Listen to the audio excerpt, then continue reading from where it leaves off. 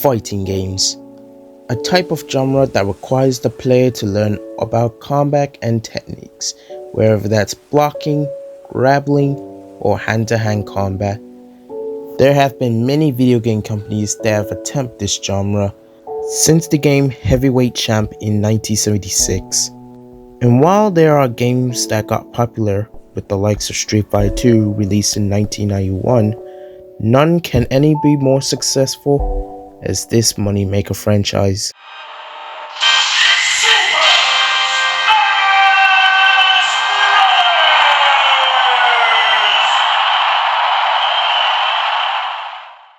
Super Smash Bros., the biggest franchise by Nintendo. If it wasn't games like Mortal Kombat or again Street Fighter 2, I mean, let's be real here, who even remembers the first Street Fighter game besides longtime fans of the series? It was Smash Bros. That got everyone's attention.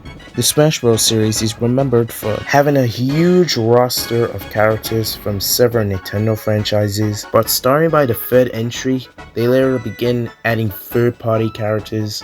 It's also remembered for a variety of modes throughout each entry, wherever that's targets and platform stages from Smash 64, introduction of trophies as well as the competitive scene in Melee, the Subspace Adventure mode, and the not so terrible online from Brawl, the custom moves and Smash Tour from Smash Wii U, Smash Run for 3DS, and finally the over 9,000 of characters to choose from, as well as World of Light from Ultimate. And those are just examples. I barely touched the surface of the amount of content throughout each entry, but today I want to take a dive look at the one that started it all, Super Smash Bros. For the N64. From what I can tell, this entry is a interesting one to say the least, or in any case a mixed bag by fans. While some consider it a good and underrated installment in the Smash series, especially when this is the game that kickstarted this whole crossover franchise, many consider it a janky, unpolished mess that has aged poorly and not worth playing. Is this true? Is Smash 64 not just a good Smash game, but a good game in general? Or we're just blind by our own nostalgia? And if so, are people right to call it a terrible game? Well, after doing an LP on this game, as well as 100% completion, playing every region of Smash 64, as well as analyzing the gameplay of Smash 64, I think I have the answer for all of it. So the big question is Smash 64 still worth playing to this day? Well, it's time to find out. Ladies and gentlemen, I'm Dante Sparkson, and this is my review of Super Smash Bros. For the Nintendo 64.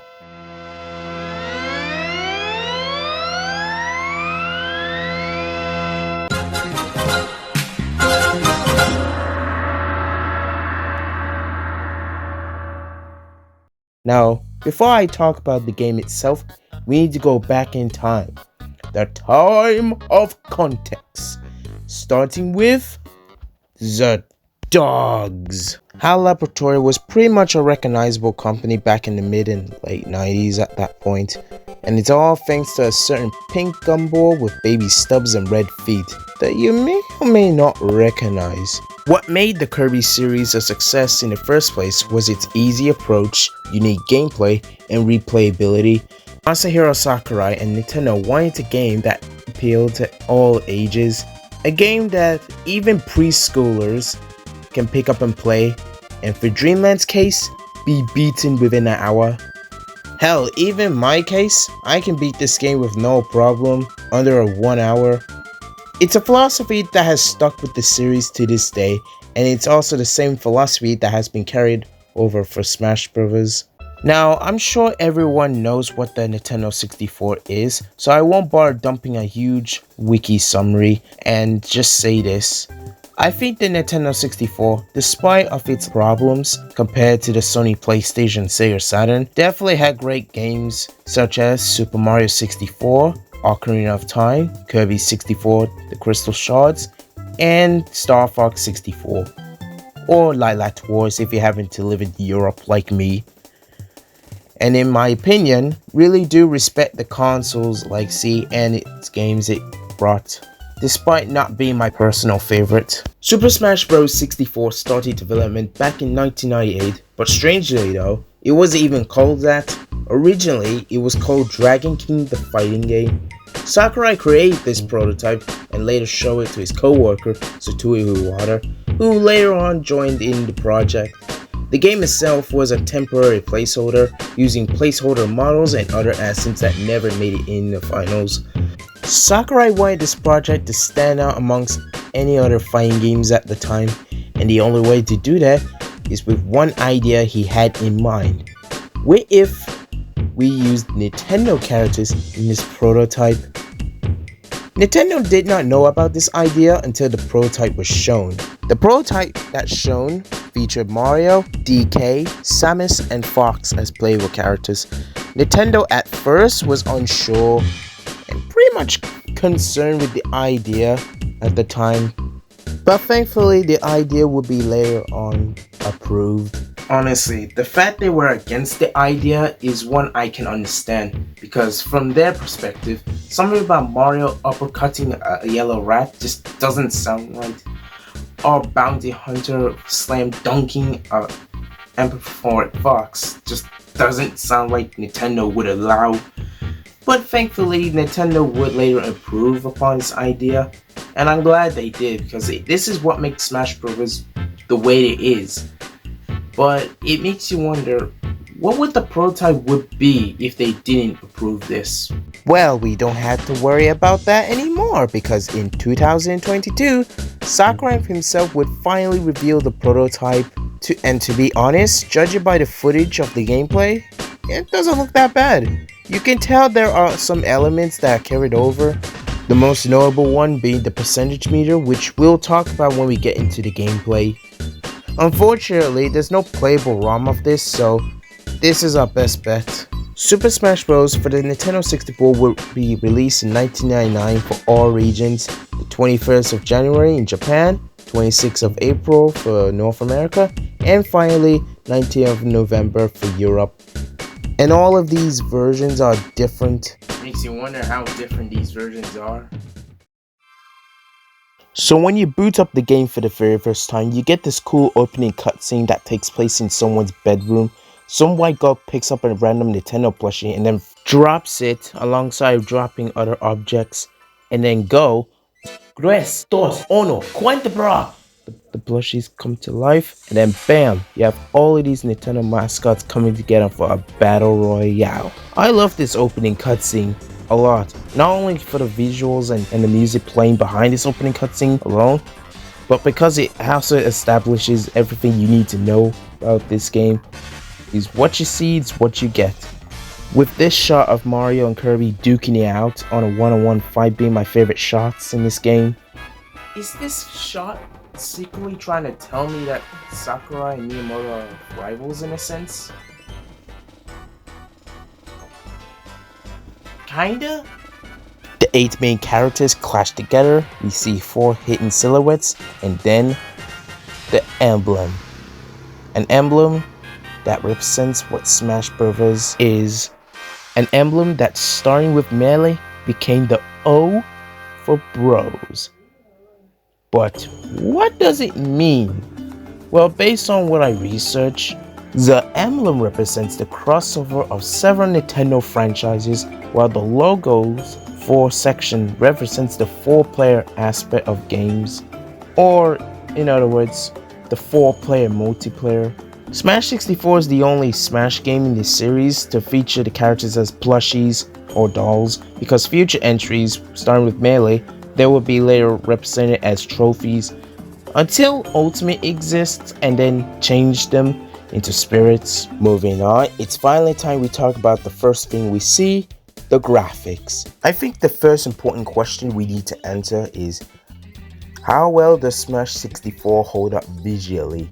Now, I'm aware that 3D games during the 5th gen of consoles are going to have some rough around the edges in terms of visuals.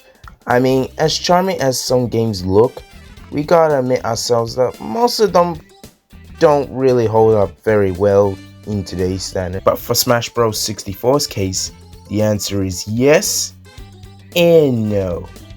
Before we get to the negatives, I want to talk about my positives about the graphics in this game. For one, the game looks very damn colorful.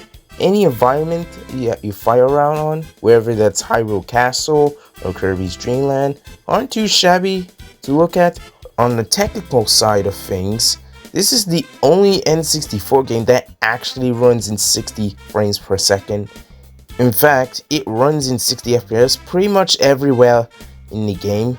The only 64 game I could compare it to is Kirby 64 Crystal Shards, another game made by HAL Laboratory, which that game came out 1 year later after this game. That game also run in 60 FPS in the cutscenes, because during gameplay it's capped to 30 FPS, which isn't a bad thing considering they were improving the technology with the console. So to compromise, they had to keep the game capped to 30, so no technical problems there.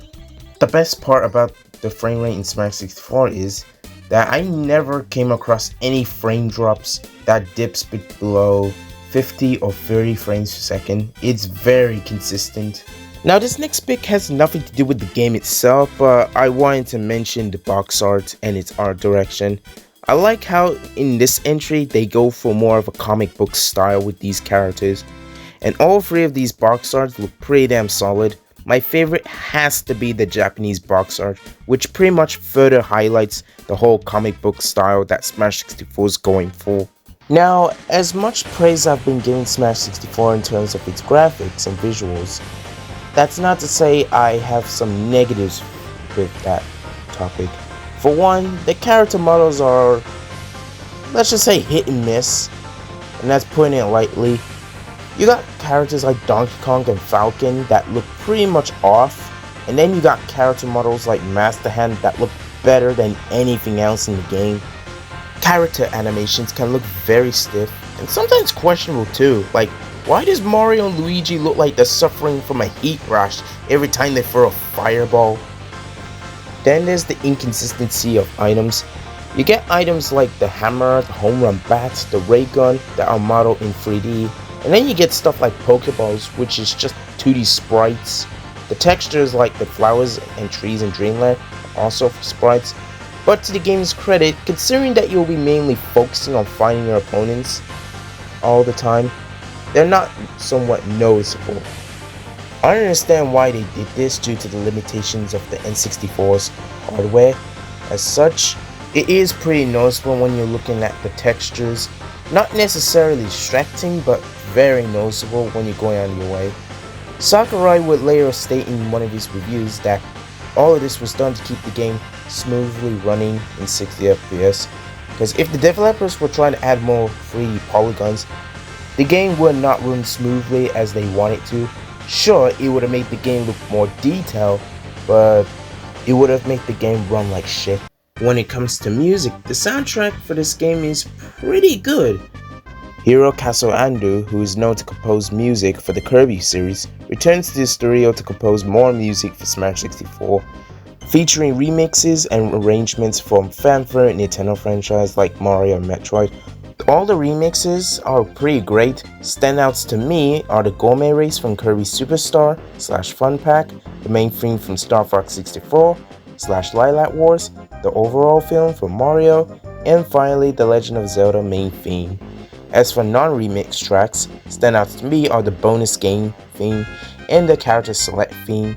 Speaking of that one, I will say, as someone who grew up with Smash Bros on the Wii U, which that is my first exposure to the Smash Bros series, hearing the character select theme for the very first time, I had no idea that Smash 4's results screen is a remix of this.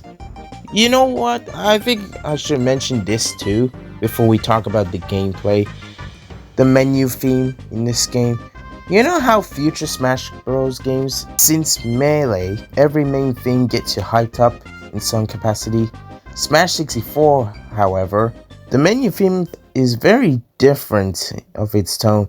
It's more atmospheric, featuring clattering sounds as if the game has been prepared. In other words, as if a music band has just been setting up the instruments or just playing with them, if that makes sense the way I put it.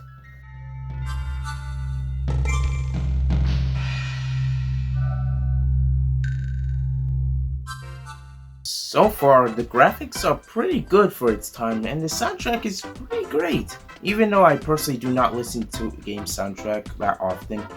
But, how does the game hold up? Well, let's dive into that.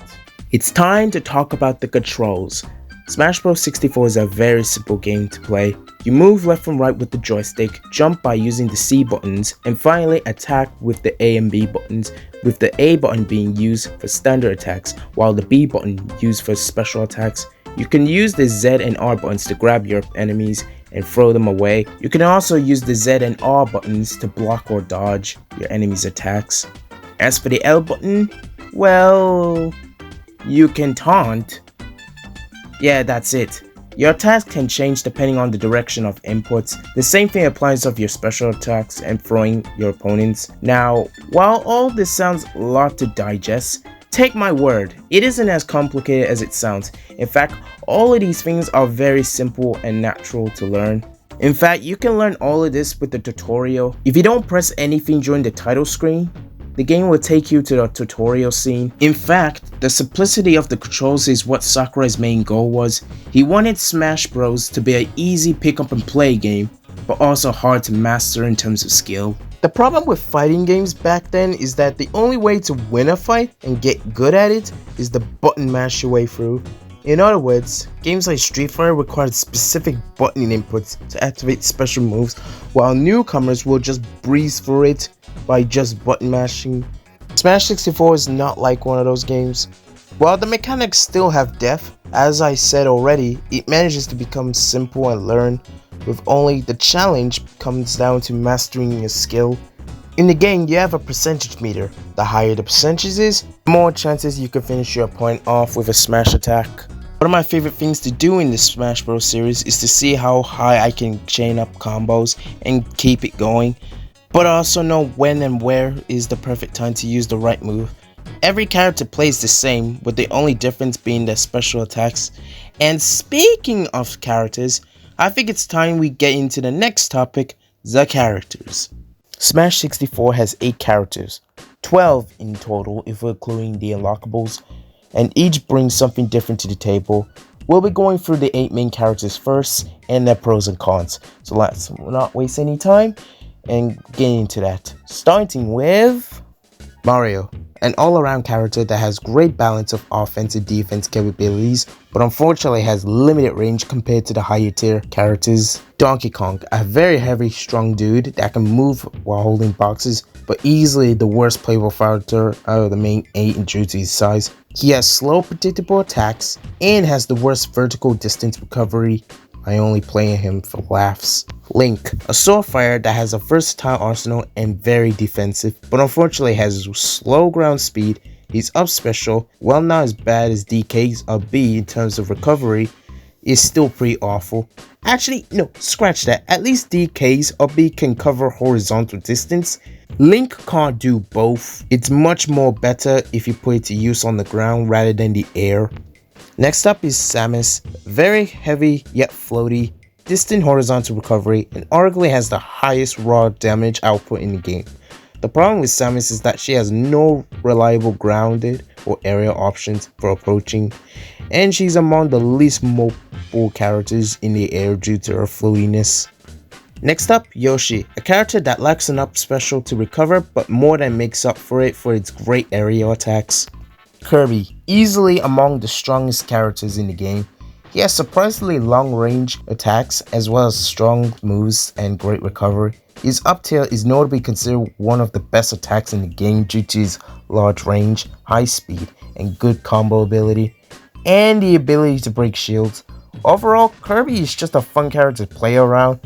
It's a shame that this is the only Smash game that is actually very good, because future Smash games, he would be nerfed so hard. even in Ultimate. Next up is Fox, definitely among the fastest character in terms of speed, but his other onstage moves are either generally lacking in power, predictable, or inferior to his up smash or up aerial. And this is just me, but I swear he definitely has a terrible grab range compared to the other fighters. Lastly, and certainly not least, Pikachu. Like Kirby, Pikachu is known to be the best character in the game. His mobility is among the best, with fast walking, dashing, and air speeds. Through its falling speed is slightly below average, along with a recovery on the quick attack that covers a long distance while also being unpredictable. Pikachu has projectiles like Thunder Jolt and Thunder, which is notable for being a KO near upper blast line very early. Thunder Spike technique can easily set this up. Overall, Pikachu is just that fun when you know to use him, and unlike Kirby, he does not get nerfed very hard in future Smash games.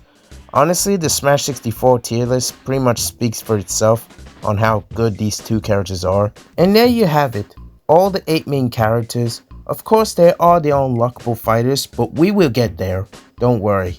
Favorite characters to play in Smash 64 is Mario, Pikachu, and Kirby for all the positive reasons that I brought up for those 3 characters specifically.